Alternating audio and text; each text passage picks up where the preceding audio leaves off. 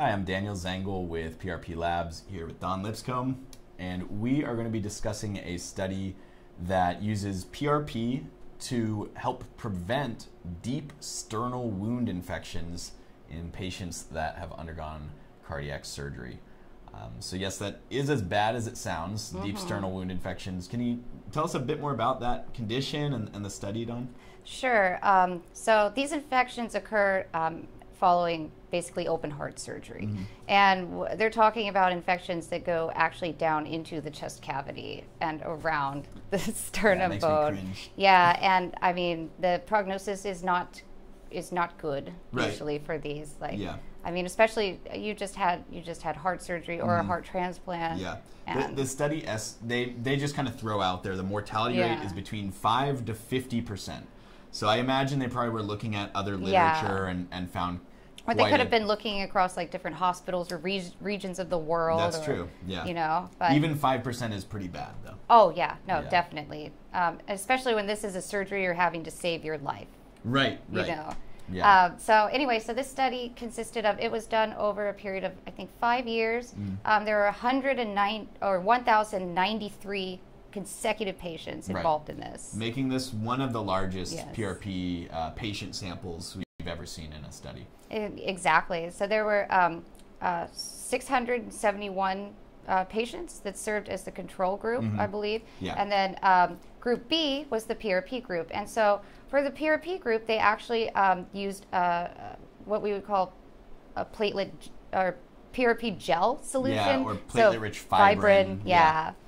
So basically, they prepared PRP using, you know, a single or double spin method. It was a single spin. It was single spin. Yeah, but they do kind of a complex thing. Yeah. So they use the Regen kit, which is a single spin kit.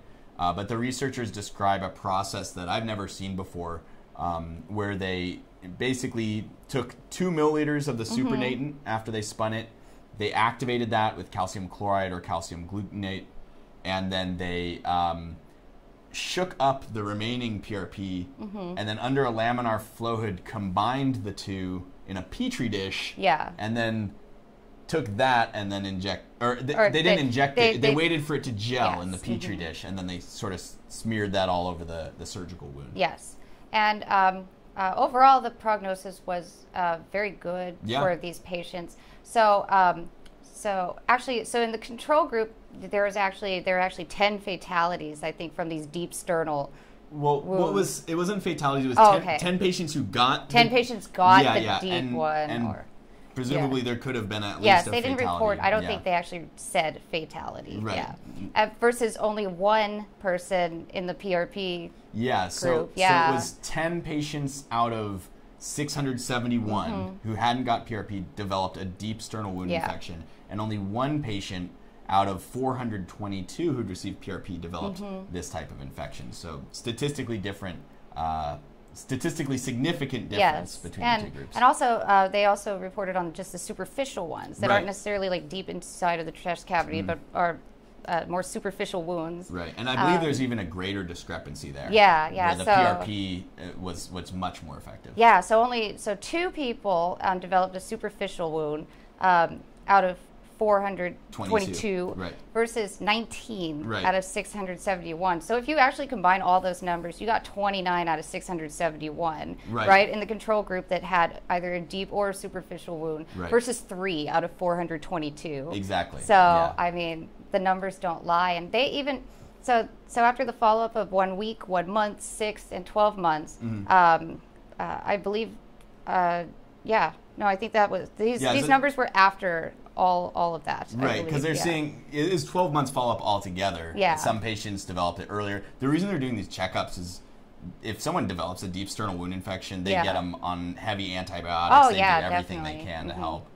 Yeah, but they also wanted to make sure there weren't any adverse effects from the PRP treatment, and it looks like no. Right. And also, the authors even actually mentioned something about ethics in there, that you know, like doing, it might not even be ethically okay to do a randomized control study for something like this, cardiac surgery, considering all the good prognosis. It might not be ethical to like Because here we have a trick study. someone. Yeah, I mean they've already done the study, right? Yeah, It's over 1,000 patients. It's It's heavily controlled. Yeah. Yeah, they did the same procedure over and over. Yeah, it's the same 3 senior surgeons doing these procedures.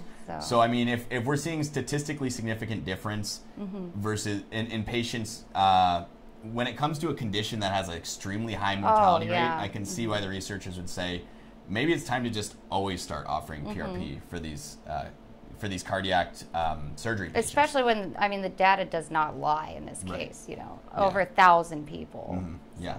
So a great study, and thank you, Dawn, for breaking this down with us. And yeah, that's it for today. We'll be back with some more videos in the future, so hope to see you all soon.